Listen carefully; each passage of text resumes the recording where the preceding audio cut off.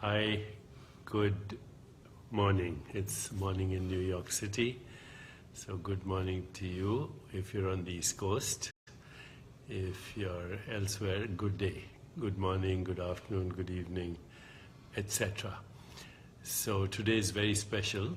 I have a very special guest, and it's going to be a very interesting conversation. My very special guest is my own brother, Sanjiv Chopra.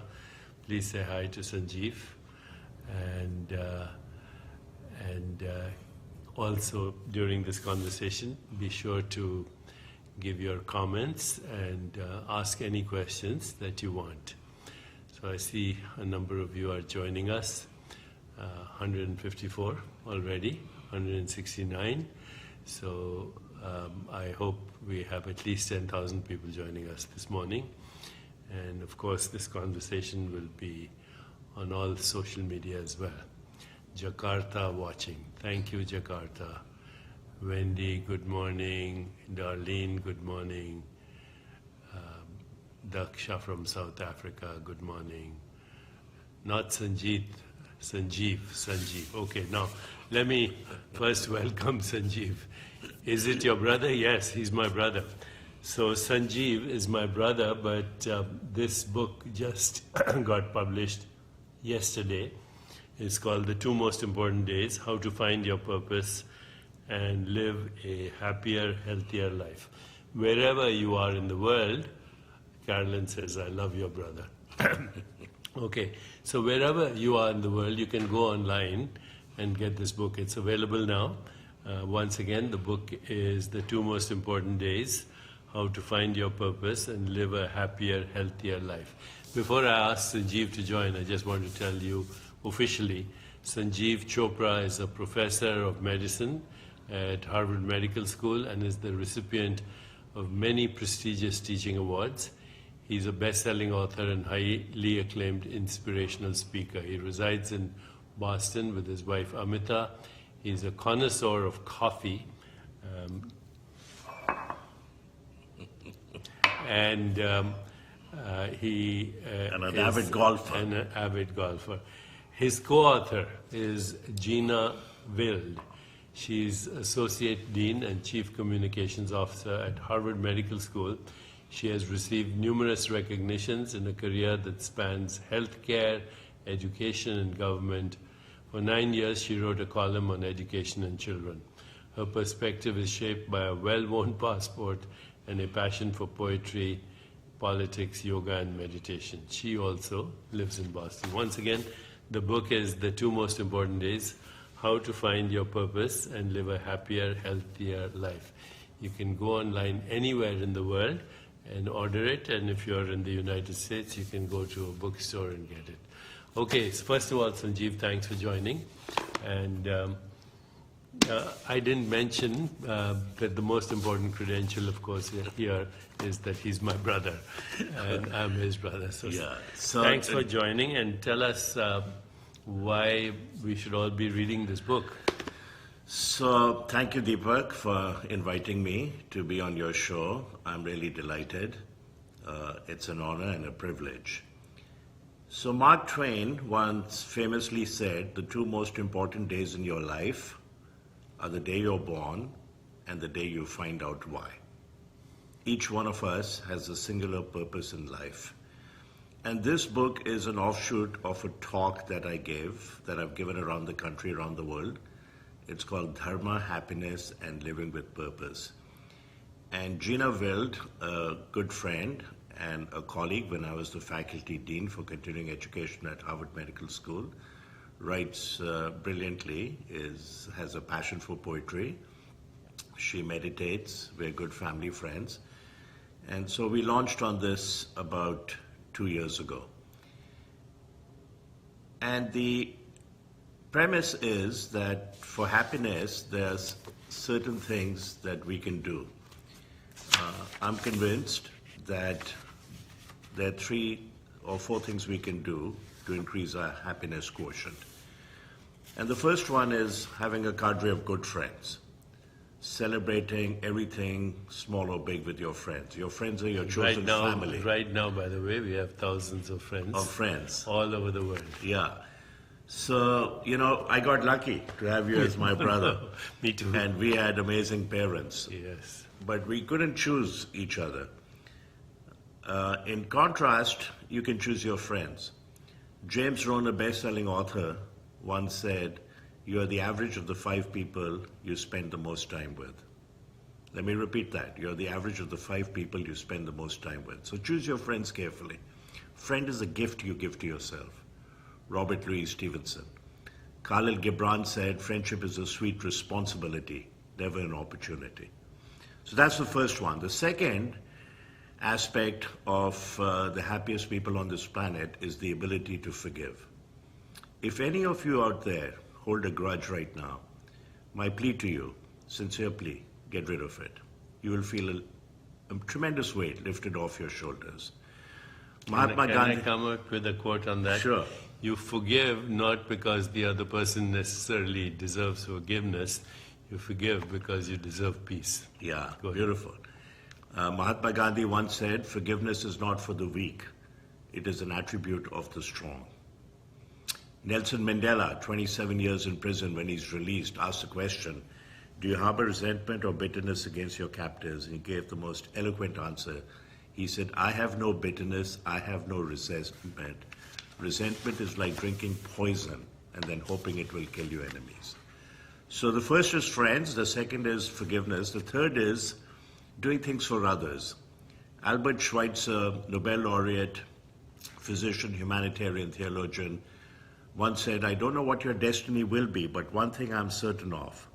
The ones amongst you who will be truly happy are those who have sought and found how to serve." So I call it the 3 Fs. We call it the 3 Fs. Friends, forgiveness for others. But the fourth one begins with G. And it's not God. And you all know it. And it's not good morning. It's gratitude. It's gratitude. See what Deepak is wearing. Gratitude. So those are the 4 things you can do on a regular basis. But the key to lasting happiness is finding your purpose and then living it.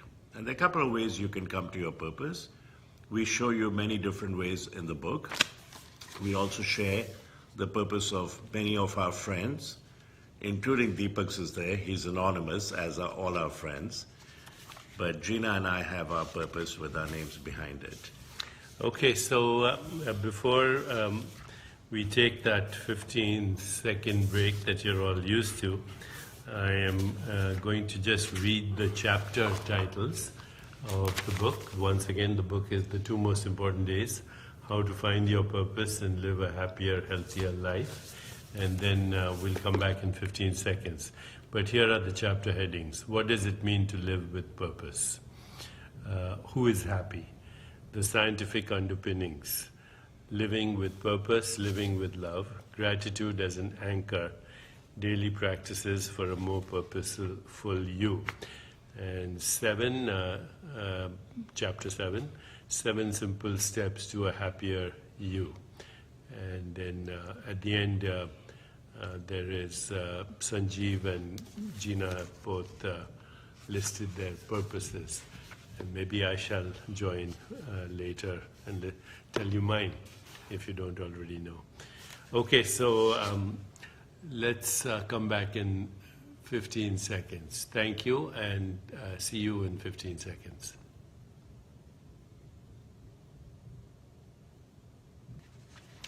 Thank you. So we're back again. I see Ramanand Dixit. You're here. How is India, by the way? I miss India, and I miss all of you guys, and hope when I visit India, I'll be able to meet some of you. So we're back with my brother, Sanjiv Chopra, who is the author, along with Gina Bild, of this wonderful book, The 2 Most Important Days, How to Find Your Purpose and Live a Happier, Healthier Life. Sanjiv, can we go through some of the chapters here, just the titles and what people can expect? So, chapter 1, what does it mean to live with purpose. Let's keep our answers short so we can go through the whole list. Yeah, the great and glorious masterpiece of man is to live with purpose. It's a wonderful saying by Montaigne, the French philosopher. And of course, Mark Twain, who inspired the title for this book. The two most important days in your life are the day you're born and the day you find out why. So there are two ways we can come to our purpose, either by reflecting on it, or sometimes you witness something really horrific, and you have the courage, the fortitude, and the grit to say, you know what, this is unacceptable. I'm going to make a difference here. We tell a lot of stories about amazing people who have inspired us, people like Papa Jaime, Jennifer Staple, Mariah Smith, and so on. Second chapter, who is happy? So that's very interesting, and we have a very detailed chapter, including which are the happiest countries. And the number one for the last 20 years, almost always, other than a year or two, is Denmark. And what's unique about Denmark is that they work 35 hours, they have universal health care, free education, they have lots of maternity, paternity leave. They also live in communes. 8 families live together. One mother has to cook once in 8 days. That's a formula for happiness. The kids think they have so many other cousins, and some of them have grandparents, and they regale them with stories. But there's also a very interesting phenomenon called hygge. Hygge is simply cozy, convivial comfort, getting together. You just walk into somebody's home. You don't tell them you're coming. They welcome you. You sit, have hot chocolate, and shoot the breeze. Don't discuss politics. Yeah, or religion, actually. Chapter 3, the scientific underpinnings. Right, so there are 7 neurochemicals related to happiness, and we talk about the neurobiology of happiness. So you've heard me talk about these before. Right. Oxytocin, dopamine, serotonin, opiates, not the opiates you get on the street, but the opiates you make. And something very interesting these days called anandamide. It's the peptide of joy. And it happens to be a neurotransmitter, but also an immunomodulator. Chapter 4, living with purpose, living with love. Yeah, so we talk about the universal force, love. Our father wrote a wonderful book, The Magic and Mystery of Love. Mm-hmm. So By it's the all way, about if love. our father had been alive, then on the 20th of this month, This past month, this month. he would have been 99 years. Yeah. He was an amazing person, and he was the inspiration for everything Both of that us, yeah. we do, as was our mother. Okay, chapter 5, gratitude as an anchor. Yeah, expressing gratitude. If you don't know the language of gratitude, you will never be on speaking terms with happiness. It's a wonderful anonymous quote. And very simple. In fact, an exercise taught to me by my then 7-year-old granddaughter, Meera. And you can do this at home with your kids, grandkids, nieces, nephews. Every day you sit down for dinner, you go around the room, start with the youngest, and it's called thorns, buds, and roses. So the thorn would be, she said to me, Nana, I'll explain. My cousin was coming for a play date, but her father got busy and couldn't come. That's my thorn. My bud is she's coming tomorrow, something that's going to happen soon. And my roses are, you took us this morning for breakfast, then you took me to Barnes & Nobles, you got me 3 books, and Nana, after dinner, you're going to tell these amazing stories. You're such a good storyteller. So thorns, buds, and roses. Make sure you finish with roses, and there is a ratio called the Losada rule, 3 to 6. Negativity is heavily weighted. So if you say something negative, you have to say at least 3 positive things simply to neutralize it. And if you say something negative to your spouse or significant other, you have to say 6 positive things to neutralize it. There you are. See, like me, Sanjiv is formulaic. That's because we were trained as doctors and we love to write prescriptions. So then we have daily practices for a more purposeful you. So you have many practices here. We have right? many practices, and in fact, in the last chapter, we've made it interactive. There's space for you to write down your favorite TED Talks, your favorite poems, your favorite movies, your favorite songs. We have seven of these. And we want this to be a live book, and we're going to have a blog and have a website where you can contribute so we can all learn from each other and be happier. I'll put some links afterwards. Chapter 7, 7 Simple Steps to a Happier You. I don't think we want to give them away, right? No, they're very good, though. They're very practical. Okay, so that's a short summary. Sanjiv has listed his life purpose, and so has Gina. I thought maybe I'm sorry, what is the name of the book? The name of the book is The 2 Most Important Days, How to Find Your Purpose and Live a Happier, Healthier Life. Okay? You're seeing them as if in a mirror, but I think that's a challenge right now to your creativity to reverse the image in your consciousness, right? But that's what it is. The 2 most important days, how to find your purpose and live a happier, healthier life.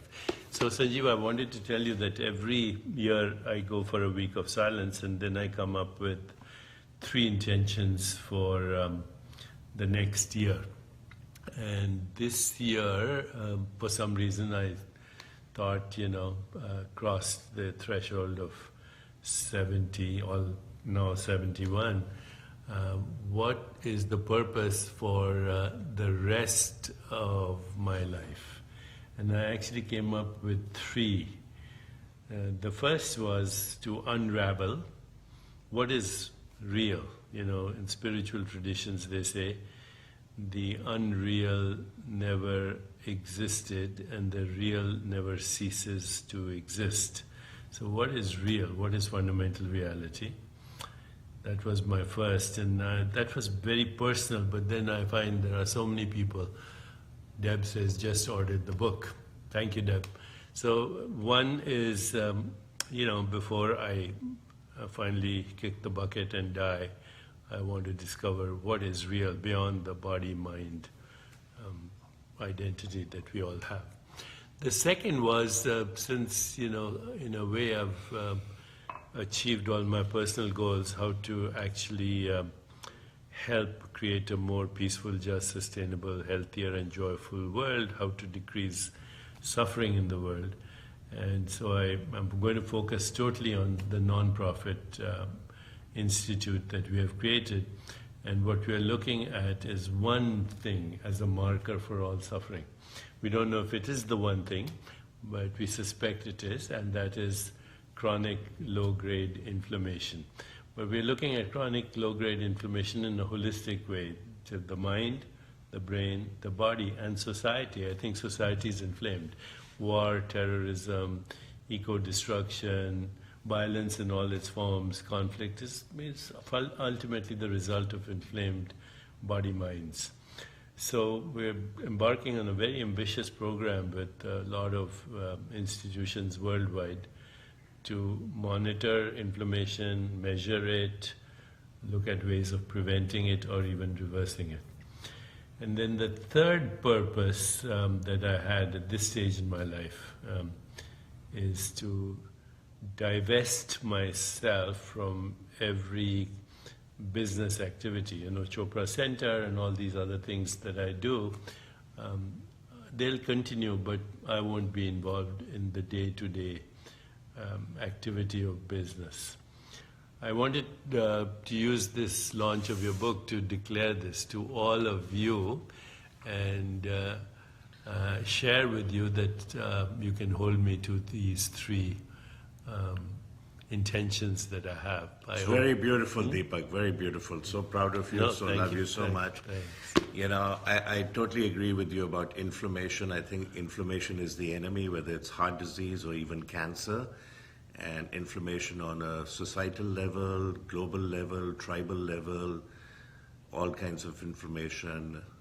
As Rumi said, the wound is where the light enters you. We have identified the enemy. The enemy is inflammation. That's the wound. And now you can help enlighten us. And I'm sure there'll be many other collaborators. There will be, and you will be one of them. Yeah. So Shireen just protested, we need the Chopra Center. Chopra Center will live on. Yeah. Only I won't live on. Everybody ultimately dies, but the ideas don't die. Okay, so Chopra Center will continue with the more efficient people than myself, but it'll be around, so don't worry about it. So I've seen a lot of questions. Is this book in Spanish? Not at the moment. We will have likely multiple foreign languages. Other people asked if it's on audio. There is an audio version. And Gina and I took turns dictating different chapters. There are other comments coming in. We'd like to address any questions you have in the next 3 or 4 minutes, and then we'll say goodbye to you for today. So, Ramanand, I didn't understand your question. Kati says, we die, but our essence lives on. Anyway, do you have any questions for Sanjiv before we say goodbye? So I saw a question about ulcerative colitis. Yeah, that's a disease in which there's inflammation and ulceration of the colon. There are many wonderful treatments. One of the major advances in medicine is our understanding of the microbiome, the 100 trillion bacteria that live in our GI tract. It's been called the second human genome. And you should be seeing a specialist who has a working knowledge of the microbiome. If there's a study looking at how to alter the microbiome, it may turn out to be very beneficial for lots of inflammatory diseases, not only ulcerative colitis and Crohn's, but asthma and rheumatoid arthritis and juvenile rheumatoid arthritis and so on. Gina will just said something. The book, Two Most Important Days. Good, Gina. Yeah. Okay, so once again, the book is the Who's the big brother? Deepak is the older brother. It's chronological, and it's just an arbitrary thing. We are all timeless. What was the name of the book Timeless. our father wrote? The Magic and Mystery of Love. He also wrote a second book called Your Life is in Your Hands, autobiography. And these books are still available online. My brother's expertise is hepatology, liver disease, and coffee protects against liver disease. Aurora Carlson, your best state to reach the state of enlightenment. Here is my formula. No resistance, no regrets, no anticipation, just this moment as it is. Flow. Which also means, in a way, sinking into awareness. Once again, the book, The Two Most Important Days, How to Find Your Purpose and Live a Life, Happier, Healthier Life. Somebody asked, are we still going to do Seduction of Spirit? Nothing changes, guys, just my way of participating changes, and it doesn't really affect what we do. It just affects my non-involvement in business, that's all. Okay. 2 more minutes before we say goodbye. Thank you for all your wonderful wishes. And Chrissy says, thank you for addressing my ulcerative colitis. Great info. It can change my life. That's wonderful, huh? So you can find Sanjiv on Twitter. And goodbye now. Once again, the book is The Two Most Important Days, How to Find Your Purpose and Live a Happier, Healthier Life. Sanjiv, any final message? I'd urge all of you to ask young people in your life, children, grandchildren, what is happiness? You'll get the most amazing answers. They are the modern philosophers. A 5-year-old girl said to her mother, who was asked that question, the mother asked her, she said, Mommy, happiness is when the heart feels bigger. John Lennon, when he went to school at age 5, the teacher gave the kids an assignment to write. Write on what you want to be when you grow up. He wrote happy and he gave it to the teacher. And the teacher said to him, John, you didn't understand the assignment. And he looks up and he says to the teacher, and you don't understand life. Right. We should end with that beautiful quote from John Lennon. Thank you very much for joining us. And I'll see you tomorrow. Meanwhile, Thank you. check out the book, huh?